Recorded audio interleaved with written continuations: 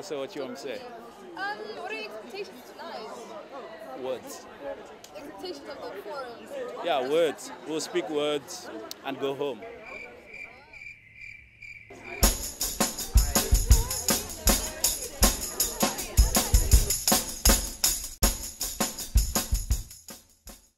It's because there's a system called white world supremacy, and once you start saying that, oh yeah, but you're also racist, or because you don't like me, you being colored, I'm black, then we negate actually looking towards the real problem. And the real problem is that to be white is better, and anything less than white is less human or not human. And that's the main thing at the top. So once you start confusing issues now, then you're not really, you're treating symptoms and not the disease. And not the disease. There you are. Power. High five. 1, 2, 3. I think a lot of people's fear when I explain to them that this is going to be an honest debate is they worry about antagonism amongst the group, and they worry about antagonism amongst the speakers, and that's actually not the case. What happened last year was people said these amazing things, really honest.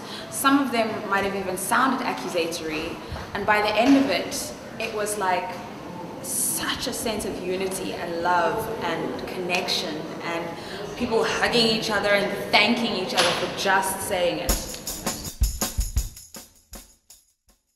Affirmative action, and I'm really scared that it's just going to become a discussion that we've seen a lot. But I'm also excited because this is a brand new way of seeing it, that fears that we instill and when we talk about black rights and the fears we instill. So I'm interested in hearing that part of it. And that way I'm quite excited. I came to the first talk, which was last year, and was really lots and lots of fun. It was wonderful to hear different people's views. And it's not just students, also people of other ages and different backgrounds. So that made it very interesting because people are quite honest here. And it's a non-judgmental space whereby people are free to say what they want. So that's also fun. It's just a fantastic medium to discuss very relevant issues, very, pertinent to our lives, black and white. Best know. What are your fears? Hey baby, What are your fears? Black people.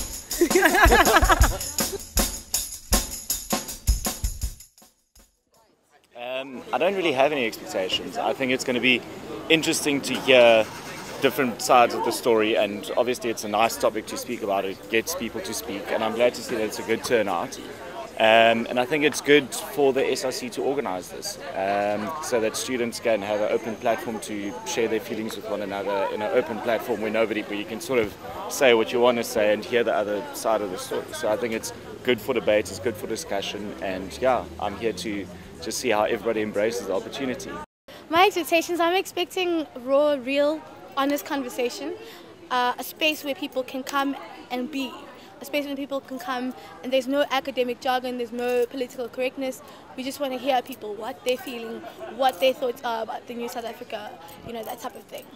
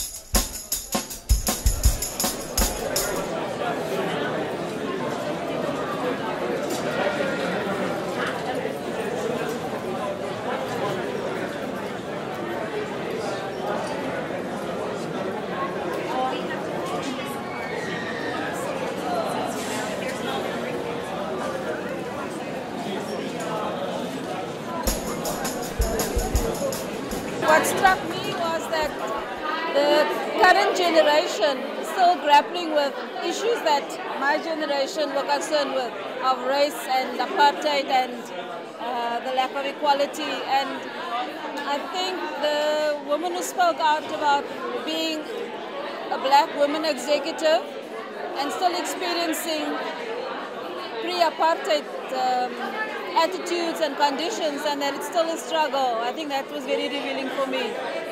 So I don't think we've arrived yet. I think there's still a lot to do.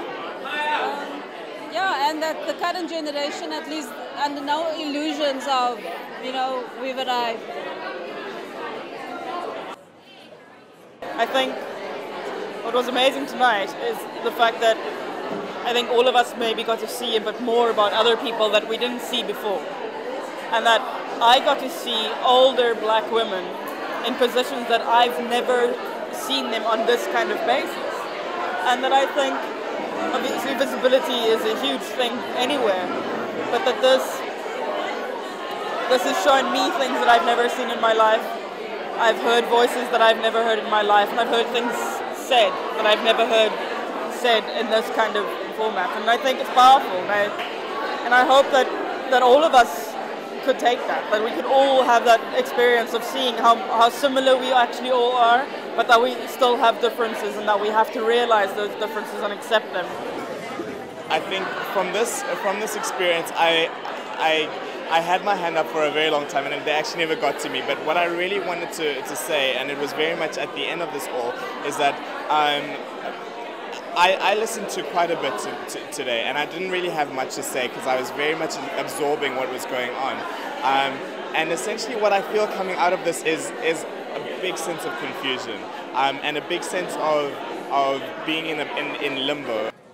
I reject all concepts of race. I think there is no such thing as race, and I think that race is a social construct, a political construct.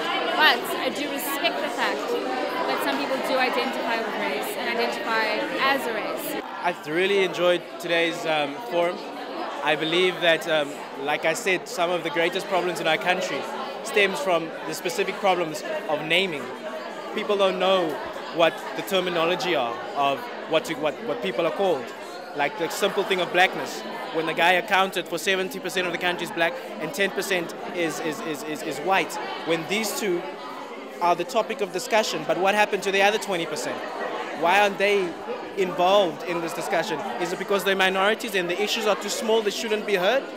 I find that problematic, and I enjoyed this forum because finally we could ask that question. Where does the minorities find themselves? Just today, coming from this whole experience, I just feel a great sense of confusion as to where I actually do fit in with this whole idea of black rights and white fears, because there's a certain element of guilt of perhaps being a privileged black person. But at the same time, I'm being told from different sides that I should be feeling that I'm disadvantaged because of the color of my skin. So, and maybe I should be because of the fact that my parents, my parents were poor and they struggled to get them educated. So, there's all these internal battles going on within me, and I've come out of here wanting a lot more to be reflective, I think, and a whole lot more feeling like I'm in limbo, whereas before when I came here, it seemed as if I kind of knew where I stood.